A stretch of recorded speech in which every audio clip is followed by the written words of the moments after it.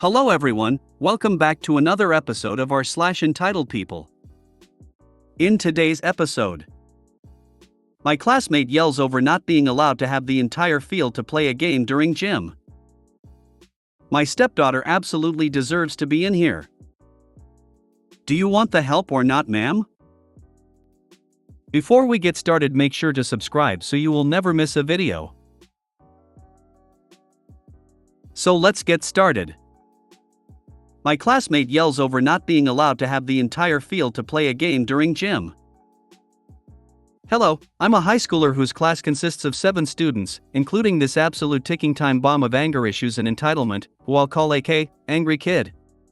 I have so many stories about AK blowing up that I could probably write a whole book about it, but I'll just tell one for now. For some background, our school has 3 places where gym class takes place: the gym/auditorium, a blacktop area at the back of the school, and the backdrop of this story, a really big field where you can run along just the edge and would have run a mile once you reached where you started running. The field isn't actually owned by the school completely. It's actually a part of a park nearby and is used by plenty of people besides the school, so they don't use it for gym class as much as the other options. Now, on to the actual story. It was a sunny September day, and none of us really wanted to be outside due to the heat, but AK had other ideas. I heard him talking to the gym teacher about perhaps playing Catch the Flag, a game that would require us to run around outside in the California heat. I wasn't looking forward to it but didn't complain out loud about it. The gym teacher agreed with AK and went to get some things from the supply closet before bringing us to the field. After we got there, he set up a decently sized game barrier with some yellow tape and began to explain the rules of the game before AK interrupted. "Are we really going to play Catch the Flag with so little space?"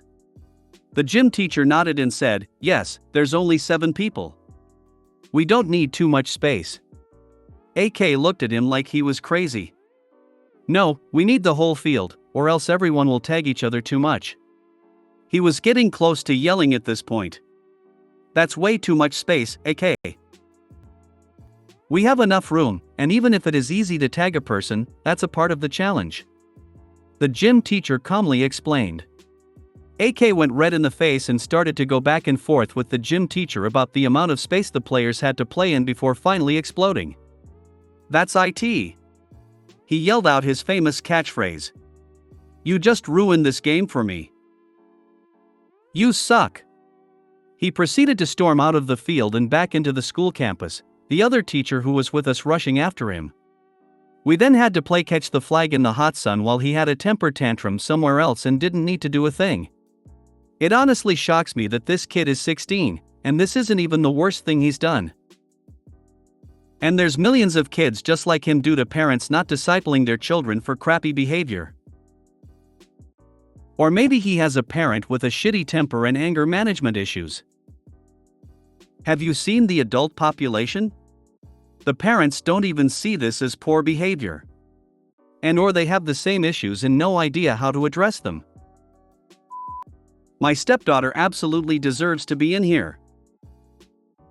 During the 17 years that I've known her, my stepdaughter, 50, who is an alcoholic and drug addict, has repeatedly created situations where she makes outrageous demands based on completely unreasonable expectations.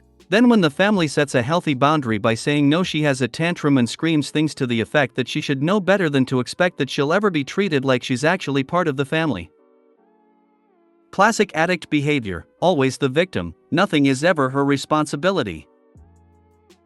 For example, in 2021 my husband's entire family planned to spend a week at a B&B in Mexico, minus the adult grandchildren because there wasn't enough room. We're the grandparents, and even my children weren't invited because I knew they wouldn't come because of COVID, and I wasn't even sure I was going to go for the same reason. She got absolutely hysterical at being told that her son and his wife shouldn't come, complaining that the other grandchildren were going. The other grandchildren were 5, 8, 10, and 12. WTF did she expect their parents to do with them for a week, leave them at home alone? We did tell her that my children weren't even invited, and no, we didn't tell her why. We just said that not even all the adult children were being invited because we wanted to make a point of how unreasonable she was being about her son and DIL.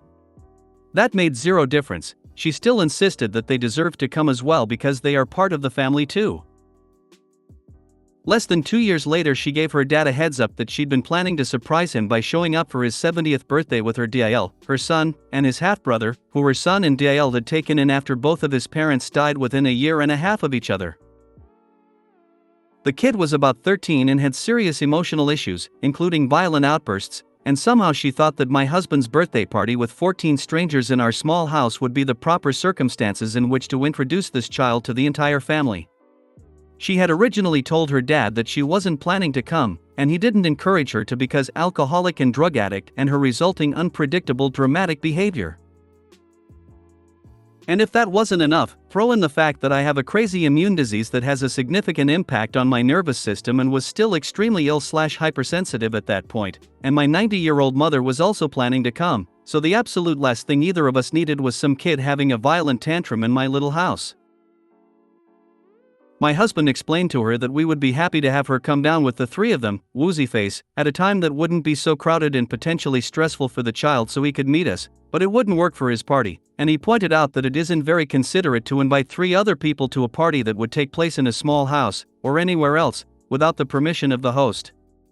I should also point out that she, her son and daughter-in-law are all very obese, and remind you that 14 other people were planning to come, and small housed. So even after what had happened around the trip to Mexico, she had the nerve to scream at my husband that he was an absolutely disgusting, horrible father and grandfather because he was obviously suggesting they leave this poor traumatized child home alone. WTF? Before, she was yelling at him even after he explained that the other grandchildren were only going to be there because they were too young to stay home alone, and of course that wasn't going to happen. Now she's yelling at him because she genuinely believed that he was suggesting they come but leave the child home alone. So she had a fit in the family text chat, saying that when people show you who they are you should believe them, and she was obviously being shown that she and her family didn't belong in this family, and she left the chat in a huff and hasn't been back in since. She hasn't been removed because she doesn't have an iPhone, so if she wanted to she could come back in at any time. He spoke to her once when she called some months later, but she was drunk and upset about something, and that was the end of that for him. He said that at this point he doesn't care if he ever sees her or talks to her again unless she cleans up and sobers up for good and can be rational. He doesn't care if he ever sees her or talks to her again unless she cleans up and sobers up for good and can be rational. No contact, this is the way. There is enough crazy in life without inviting it over. I am a recovering alcoholic and, yes, I don't think I have been that awful, hope not, but unfortunately, some people will only learn from hard boundaries. If she's not sober, she cannot participate or be around your family. Addiction, while it's usually one person's problem, ends up being the family's issue. I really hope things turn out for the best. I hope she finds help, but you and your husband can't do it for her, and that is the hardest part for family. All of you need to cut contact with her permanently, cause to be honest she sounds like a delusional psychopath. Do you want the help or not, ma'am? These 2 incidents happened 2 different times while I worked at the retail store Home Depot, but with the same Karen, and I'm glad I no longer work there, cause 2 times is enough and I didn't want to deal with her a 3rd time. Incident Number 1, it started off as a calm day with a few customers shopping here and there for the occasion, fertilizer or dirt for their garden, window shopping, or a quick grab and go. Then Karen walked in. I greeted her in my best customer service voice and she just ignored me to go about her shopping, which I have gotten used to and just ignored while trying to look busy standing there. Then after a while Karen comes back with a flat cart with several 10 pounds of dirt and a couple 50 to 100 pounds of mulch and fertilizer. I rang everything up and give her the total, then asked, "Would you like some assistance loading these into your car?" Karen just stared at me like I grew 2 extra years before saying, "Obviously I have back problems, here watch my stuff while I pull up my car." She then pulls up her maybe 7-foot high truck and I'm 4 feet 9 inches, so I wouldn't be able to get everything up there. So I tapped the assistance button to have someone come assist with the loading. Karen gets out and just stands at the back tapping her feet asking, "Well, are you going to load it or will I have to do all the work?" Me being the kind cashier I am, told her I've called someone to assist with the heavier bags, but I can try and load the dirt bags with some assist. Yeah, Karen didn't help when I almost couldn't lift the dirt bags onto the back of her truck, before groaning that the loaders are taking too long to come. So I called to ask where they were and was told it'll take a few minutes cause they were helping the managers and several other co-workers with loading something big on the other side of the store. I tell Karen this, and not 10 seconds later Karen loads the fertilizer bags with ease into her truck and shoves the cart aggressively into the gate before saying, "I better get proper service next time I shop here," then peeling away kicking up dust. 2 seconds later the loaders arrive and asked who needs help loading? Me. She got it handled and she claimed to have a bad back, but threw them in just fine and then drove off. Loader. Welp, if she waited a few seconds more we'd easily load it for her. Incident 2. Another calm day and my shift was ending in about an hour or less. Karen comes up to my register and as soon as she saw me she rolls her eye before asking, "Is there any other cashiers who can ring me up?" Me. I'm the only one for now. Another cashier doesn't get here for another couple minutes. Karen scoffs loudly before letting me ring up her things and then asks, "You better have someone available to load my stuff." After I got home I nearly pulled my back unloading my stuff. I basically just told her whoever is available will come when I use the call button. Which Karen demanded I do before I give her the total or she wouldn't pay, so I did just to make her stop ranting and raving. Then the loader came. He's a tall, thin, dark-skinned guy I'll call Matt, and a very nice guy, never seen angry before. Karen sees him and says, "OMG, I don't want a N-word touching my stuff." Matt and myself, excuse me? Karen, you heard me, I don't want a N-word touching my stuff, get me a different loader. Matt, my supervisor is on break, I'm the only available loader.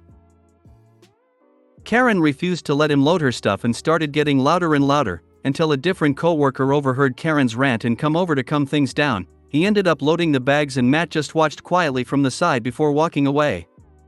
Karen, all while continuing to give him the stink eye like having him work there was a crime. Had I been the supervisor I would have cancelled the sale and trespassed her for harassing my employee.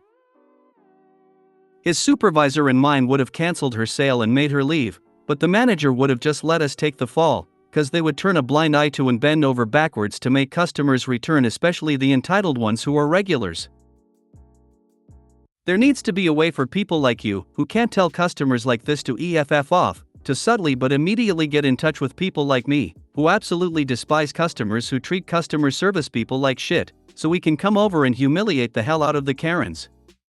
If the Karens of this world were to be regularly and publicly called on their bullshit, they would quickly start knocking it the hell off.